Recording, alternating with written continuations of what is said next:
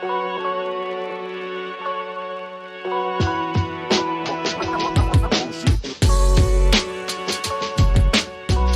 start with the rapid fire round. The first one is, at what age do you want to retire? I want to retire not less than 65. Okay. How long does it take you to get ready in the mornings? Half an hour max. Most embarrassing moment of your life? It has to do with alcohol. Favorite color? Black. What time of day are you most inspired? In the evening, after 8 p.m. How many hours of sleep can you survive on? 7, not less. Filling the blank, an upcoming telecoms trend is blank. Mobile private networks. The city in which the best kiss of your life happened? Milan. Pick one, Elon Musk or Mark Zuckerberg? Mark. The biggest mistake of your career? I hoped too much through different jobs. How do you relax? I take a bicycle ride. How many cups of coffee do you drink per day? Italian coffee, 4. A habit of yours that you hate? I'm not sure. I pass. The most valuable skill you've learned in life? Be flexible. Your favorite Netflix show? It's Working Moms. One word description of your leadership style? Supportive. Top priority in your daily schedule? Not sure, pass. Ideal vacation spot? An art city. Key factor for maintaining a work-life balance? You need to exercise. Memorable career milestone? My second job was basically managing a sales account team in a startup. A recent business innovation that caught your attention? Gen AI. The last song you've been listening to? More Than a Feeling from Boston. And the last movie that you saw that had a good impression on you? It was Comandante, is an Italian movie that it's out right now in the cinemas. Okay. Oh, well, that was the end of the rapid fire. Cool. And now we can go to the longer questions, which you can answer with as much time and ease as you like. As a business development manager focusing on Vodafone Business, how do you navigate the expansion of the mobile private network MPN business across various countries, and what obstacles have you faced in this? Well, it's a very good question, because right now there are a lot of complexities in the private networks and the 5G markets in general, because in my opinion, we still lack a uniformity in the rules for spectrum across different countries. So I'm working on Southern Europe, but even though it's quite an homogeneous market in terms of customer needs and so on, I still find a lot of obstacles from the regulatory and in general technological complexity standpoint. But I believe that MPNs have a lot of potential, and once we will be able, the industry, not just our company, will be able to provide a homogeneous solution between different countries to enterprise customers, that's when the market will actually boom.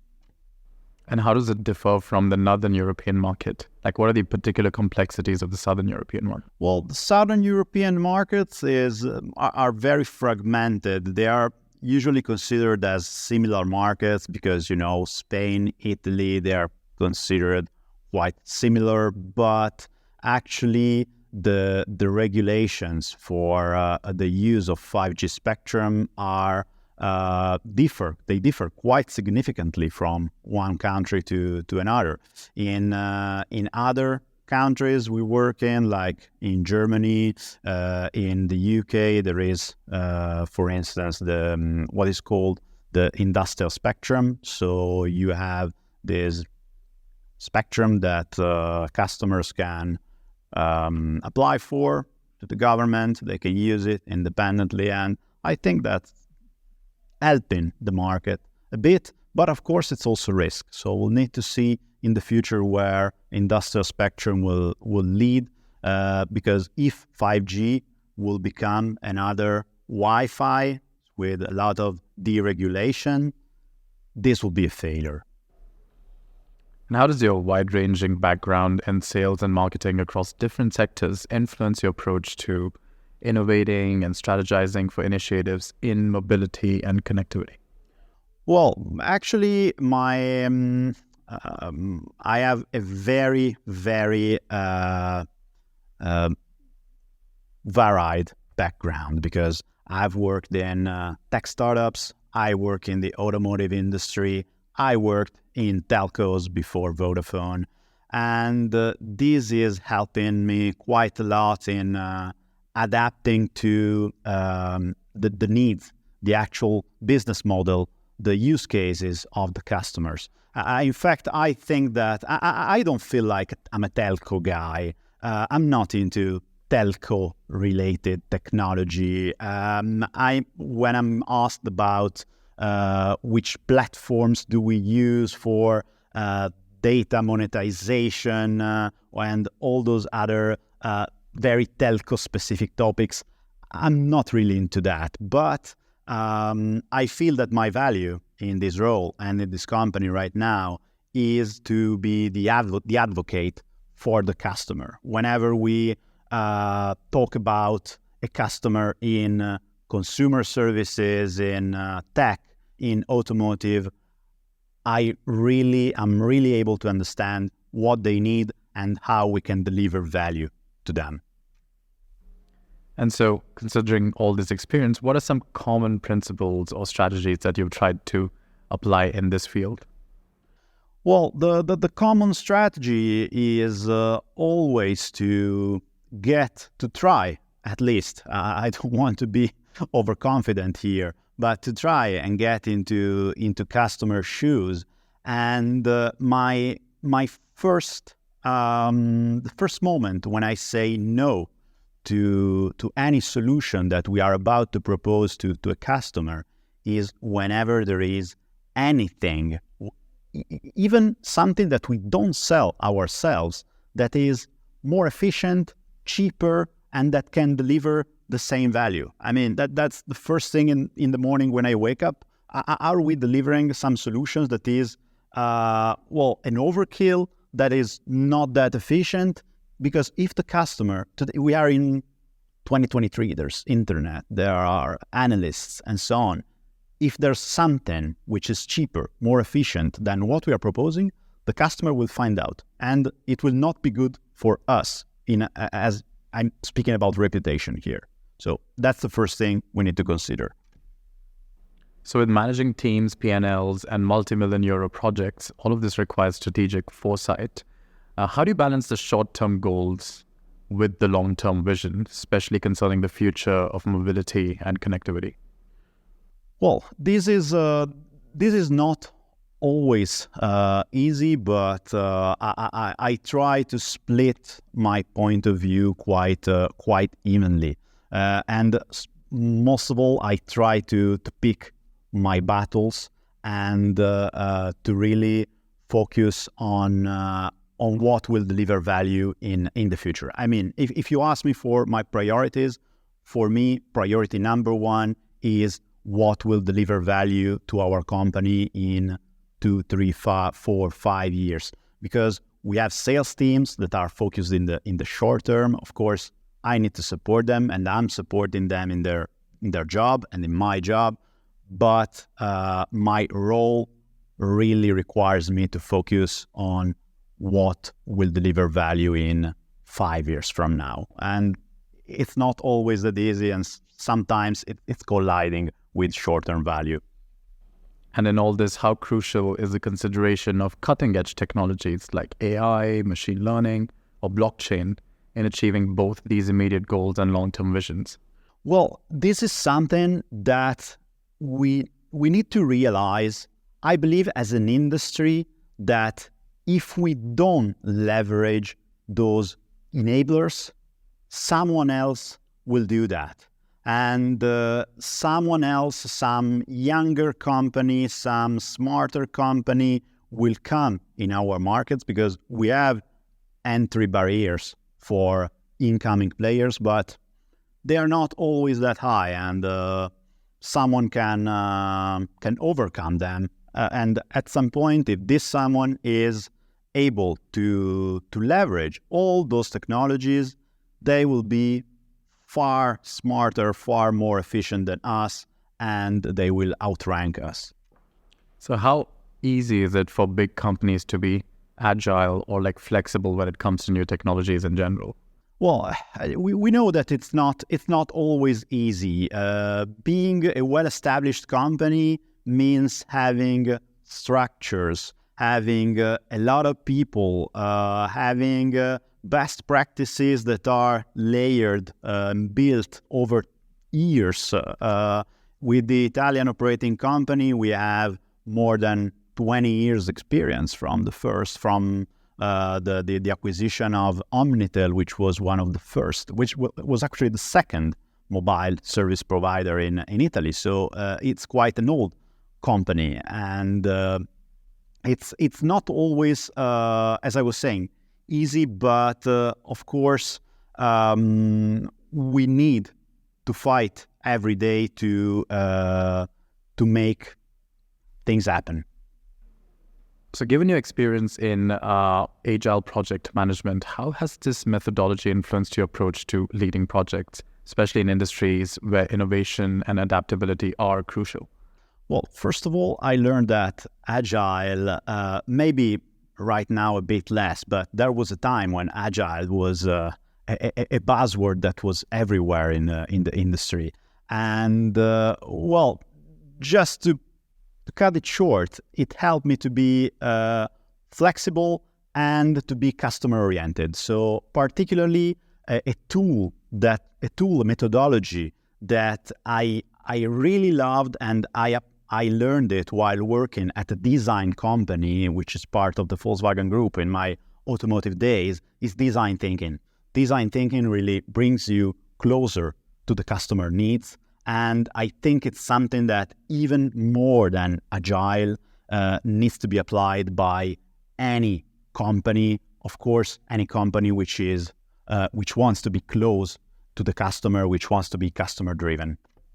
So both design and Agile principles, in what ways do they help drive innovation without compromising project timelines or quality, especially when it comes to dealing with rapidly evolving technologies?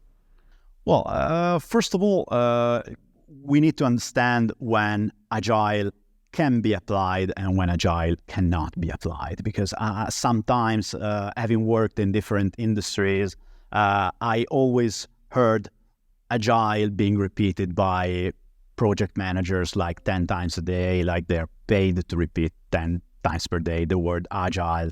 But we should be really focused. We should use our knowledge, our professional knowledge, our experience, our skills to understand when Agile must be applied and when it's better to go for not old-fashioned ways, but other ways.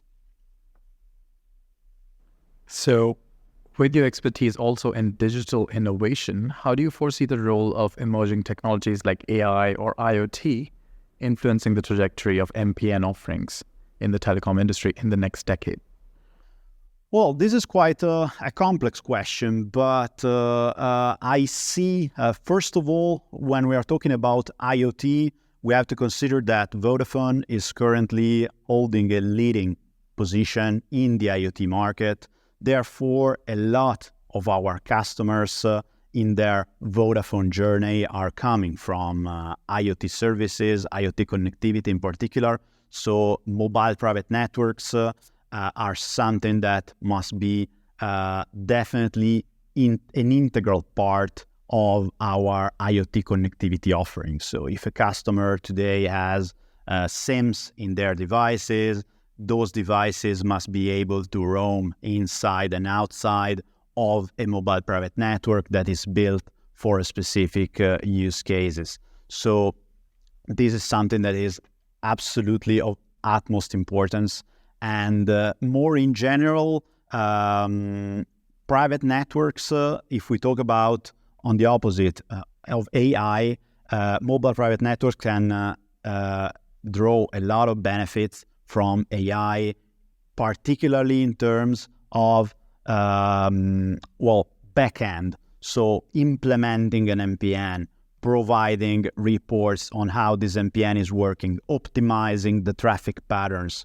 And this is something that today is not there yet. But this is something that the industry should definitely work on. And then regarding privacy and security aspects, how do you foresee the integration of AI and IoT within MPN solutions, addressing potential concerns about all this? Well, of course, when we talk about MPNs, we talk about customers that are, of course, worried about privacy and security aspects. Because, for instance, MPN is considered a critical infrastructure for some customers, particularly the ones in manufacturing, oil and gas, and so on. And whatever infrastructure that is considered critical right now is separated from the rest from the business as usual, from the office IT, from the collaboration infrastructure.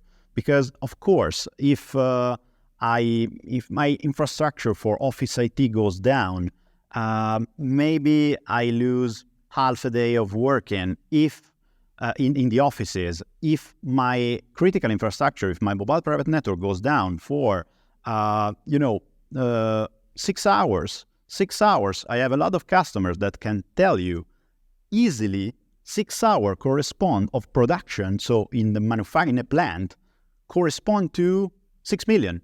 My plant is making 1 million per hour. So the result is that this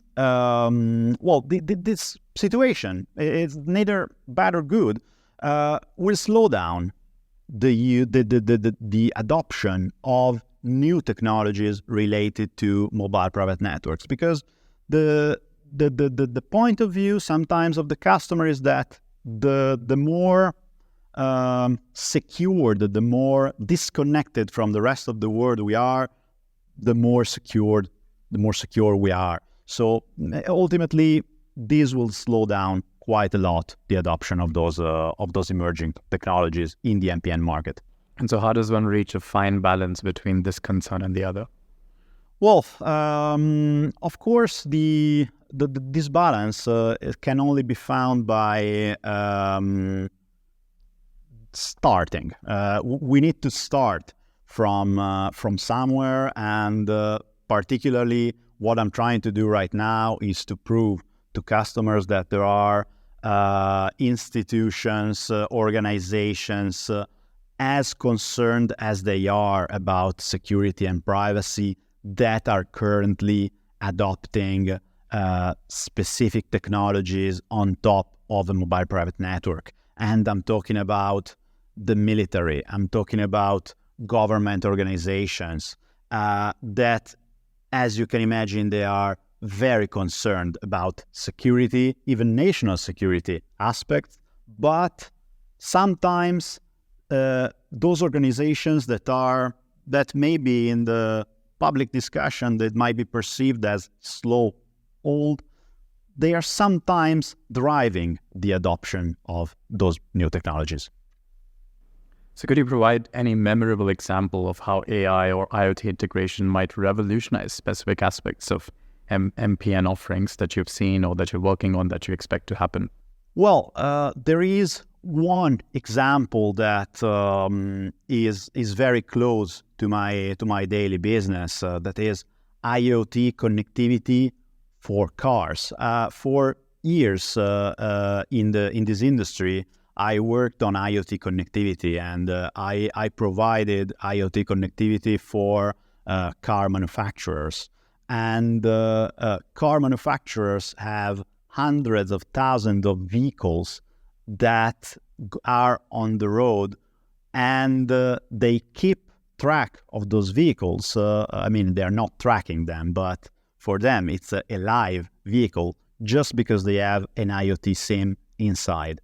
This IoT SIM inside can be easily integrated with a mobile private network that is implemented on the manufacturing plant where the car is built. So this IoT SIM can become an MPN SIM when the car is being built, so you can download the car software. In the future, you can also have MPNs at dealerships, at service centers, workshops. So every time a car comes into your dealership, your workshop, for a repair, for a check, you can connect this car to an MPN and have secure access to this car, and you can have guaranteed performances that can enable you to do system updates, checking the status of the car, electronics and mechanics, whatever. So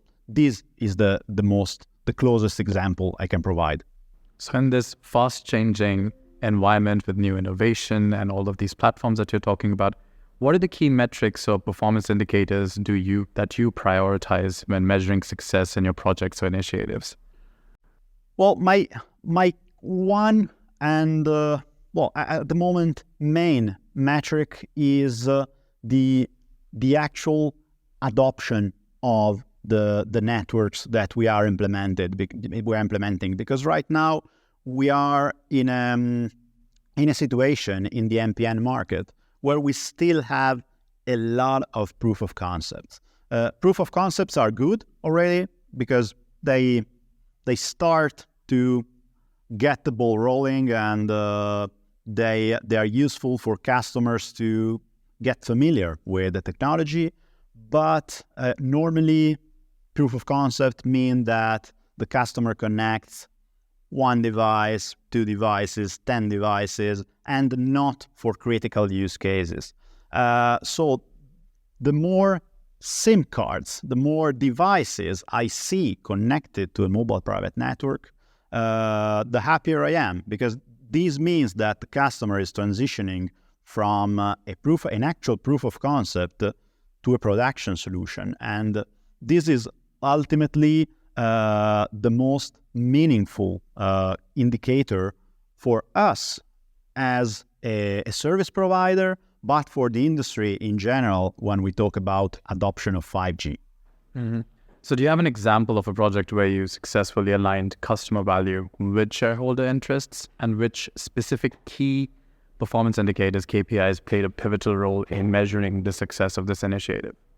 Well, we have actually several examples. For instance, one in Italy that was released to the press just a few days ago. It's about the mobile private networks that we are building for Snam. It's a mobile private. Snam is the national gas company in Italy, so they own the whole natural gas distribution network. Their infrastructure is built of more than 20 sites, which are part of the national strategic infrastructure of Italy, of course. And in this case, we were required to build a private network, which was, not far from our product portfolio, our product standards, how we can call them. But of course, the customer had a lot of very specific requirements. And in this case, we've been, and I can say that the Italian operating company, so Vodafone Italy, has been, how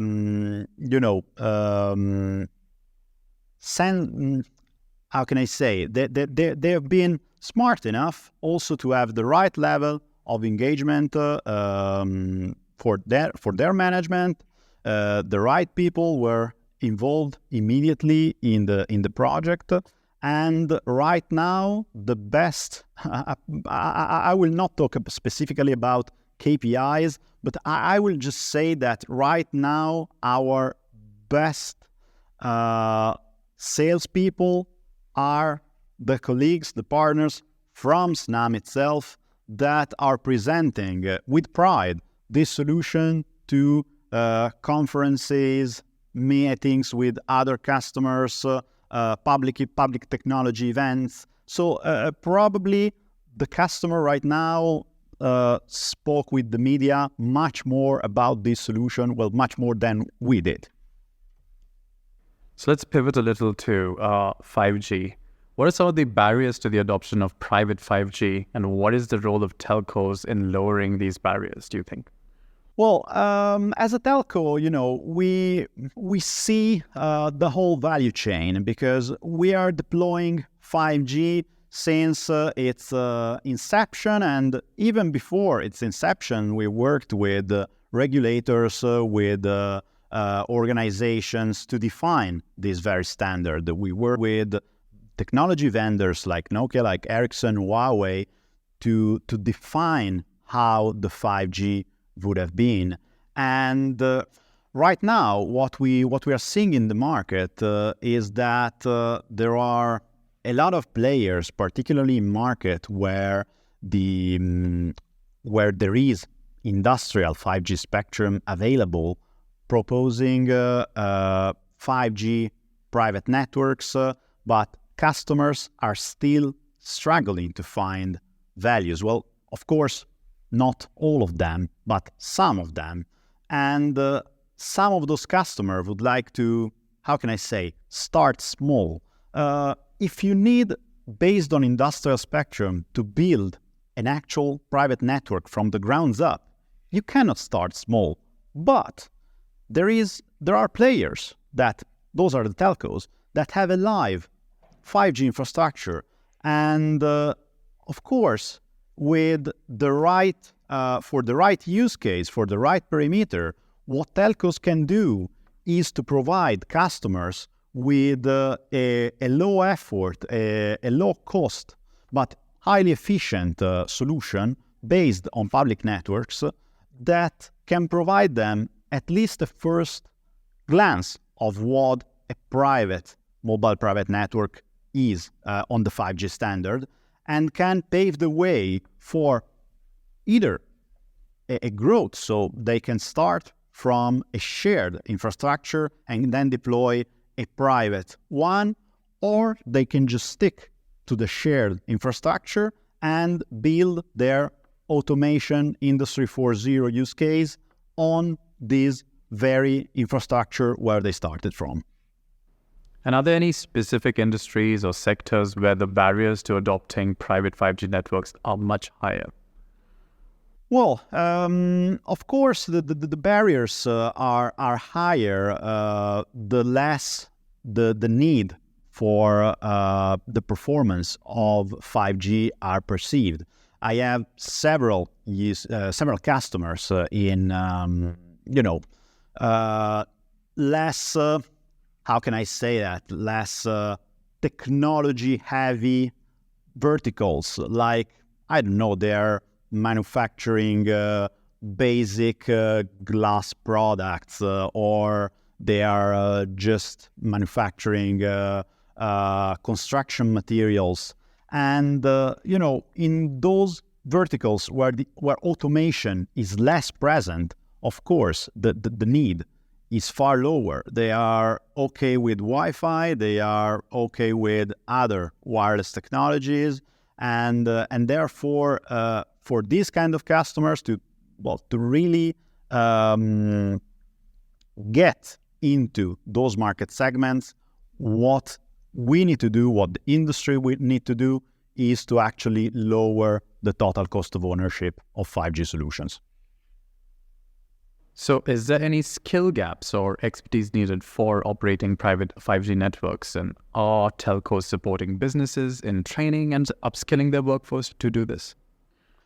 Well, I think there are two aspects to this question. Of course, on telco side, deploying mobile networks without specifying if they're private or public, it's something that we do since we were born, as companies. So one thing that is actually very interesting for us is that this is one of those new technologies where we are extremely skilled.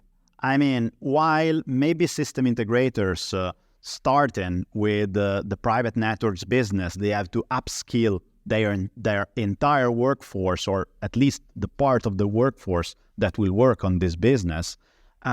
We have hundreds of people in our company that are very, very well aware of all the technicalities of mobile networks, regardless whether they are private or public. Of course, there would be some little upskill to be done for the private part, and we did that.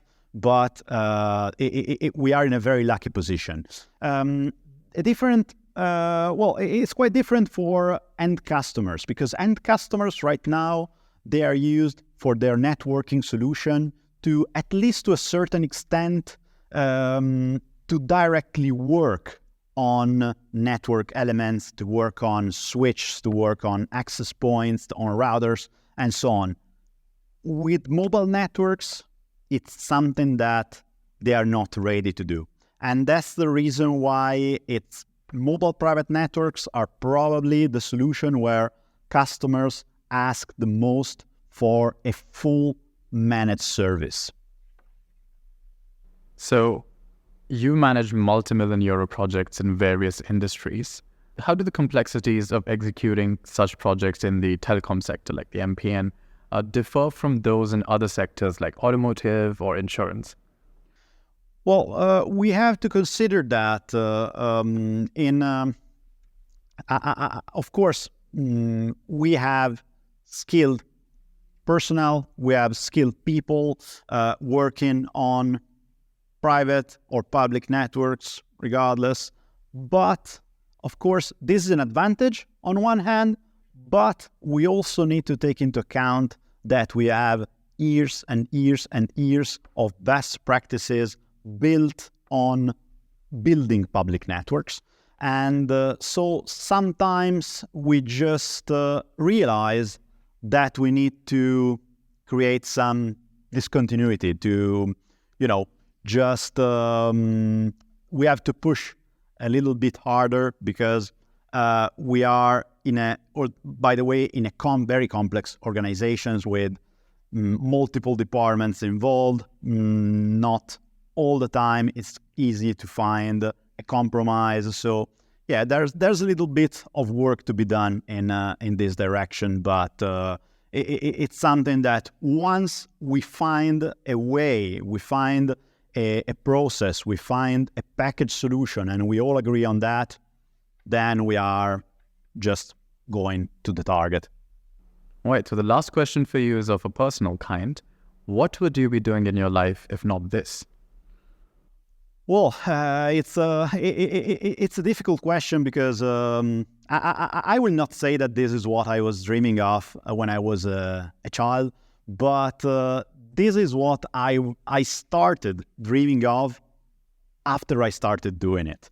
And that's a bit the way in which I always lived my professional life.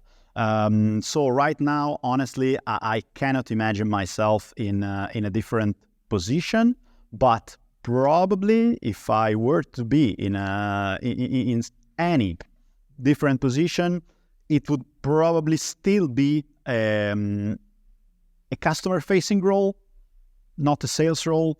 But right now, I can tell you where I think I would fit. It's still on emerging technologies. If I didn't work on mobile private networks, I would feel quite comfortable working with Gen AI or working with IoT or any related business.